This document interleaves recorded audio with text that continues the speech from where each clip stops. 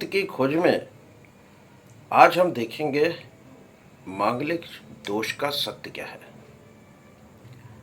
आपने सुना होगा कि पंडित जी के पास लोग विवाह के लिए कुंडली लेकर जाते हैं। तो पंडित जी बताते हैं कि अमुक लड़का या अमुक लड़की मंगल दोष से पीड़ित है, मांगलिक है ये।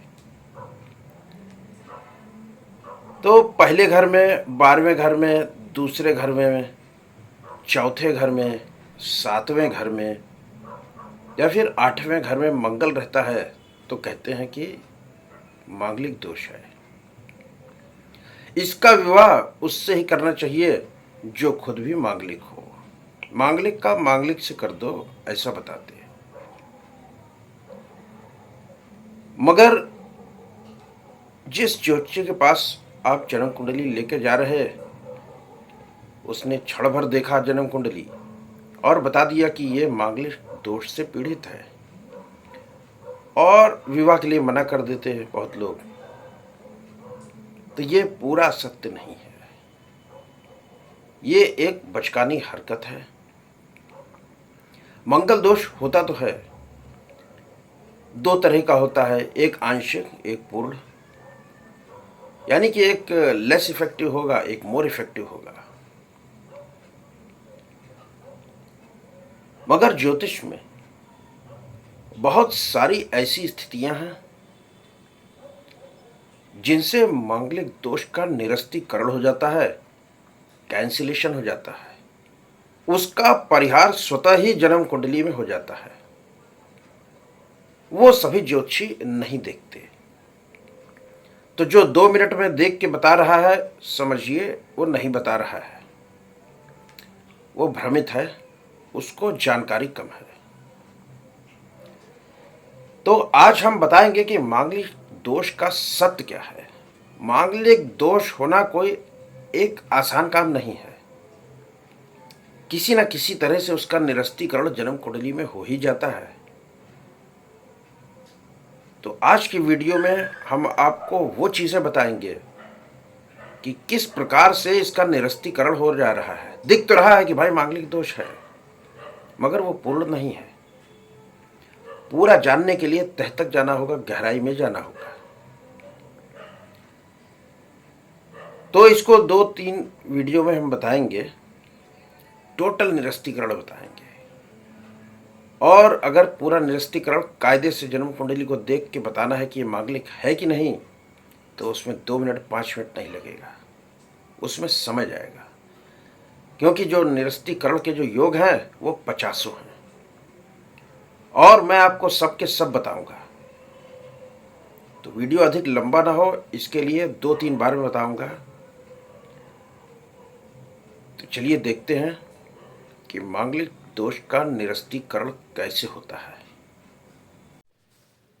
लड़के और लड़की दोनों की जन्म कुंडली में मंगल पहले, दूसरे, चौथे, 7वें, 8वें और 12वें स्थान में कहीं भी हो तो मंगल दोष नहीं रह जाता। इसका निरस्तीकरण हो जाता है, कैंसिलेशन हो जाता है। दूसरी चीज कि जिन भावों में मंगल के होने से मांगलिक दोष का निर्माण हो रहा है, उस भाव में अगर शनि ग्रह बैठा हो तो भी मंगल दोष नहीं होता, इसका निरस्तीकरण हो जाता है। 7वां घर किसका है? गृहस्थी का है, विवाह का है, स्त्री का है। 7वें घर का कारक ग्रह अगर पाप ग्रहों से युक्त ना हो, पाप ग्रहों से दृष्ट न हो, तो भी मंगल दोष नहीं रह जाता। अब ये 7वें घर का जो कारक ग्रह कौन है? शुक्र।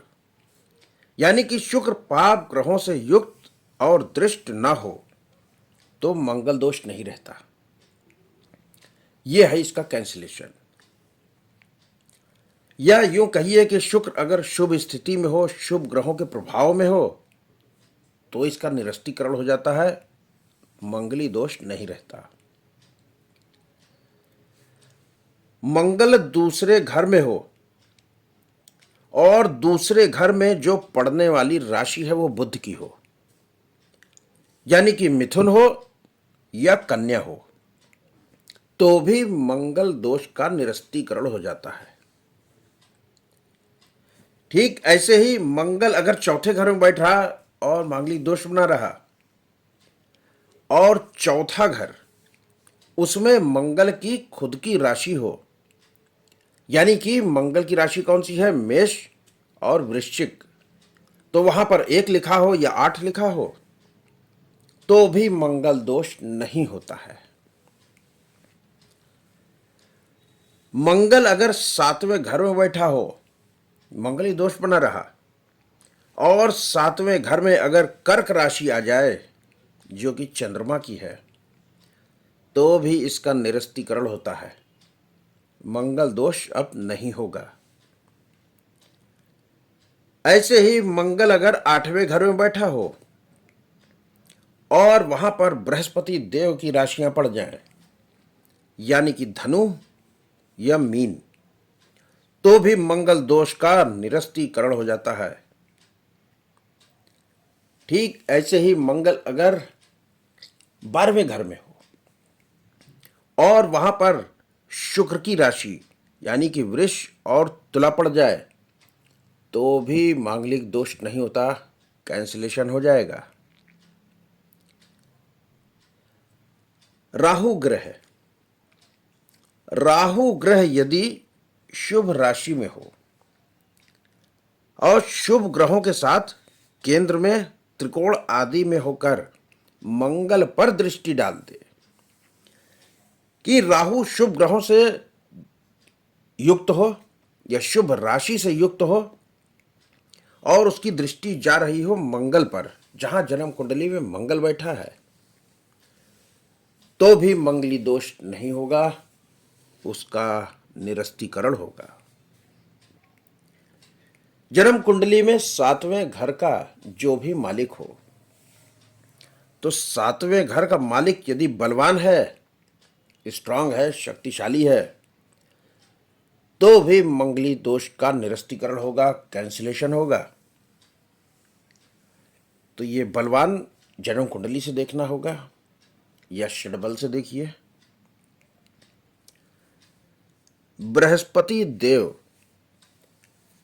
अगर 7वें घर में होते हैं, तो भी मंगल दोष नहीं होता, या 7वें घर में शनि और शुक्र बैठे हों, तो भी मंगल दोष नहीं होगा। शुभ ग्रह से युक्त वृष तुला राशि में स्थित शुक्र अगर मंगल को देख ले कि शुक्र जो है शुभ ग्रहों के साथ हो और अपनी खुद की राशि में बैठा हो जो कि वृष और तुला है, और वहां से उसकी दृष्टि जो है मंगल पर पड़ रही हो, तो भी मांगलिक दोष का कैंसिलेशन होगा।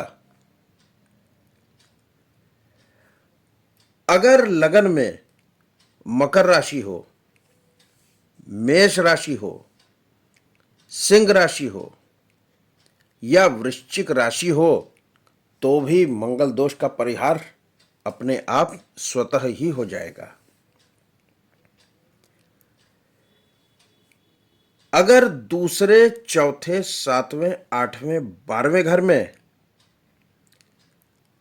कोई भी मेष राशि, वृश्चिक राशि या कर्क राशि हो, तो भी मंगल दोष नहीं होता। 7वां घर जो कि विवाह गृहस्थी का है, 7वें घर का जो स्वामी है वो कोई भी ग्रह हो सकता है। अगर वो शुक्र के साथ बैठा है, तो भी मंगल दोष का परिहार हो जाता है।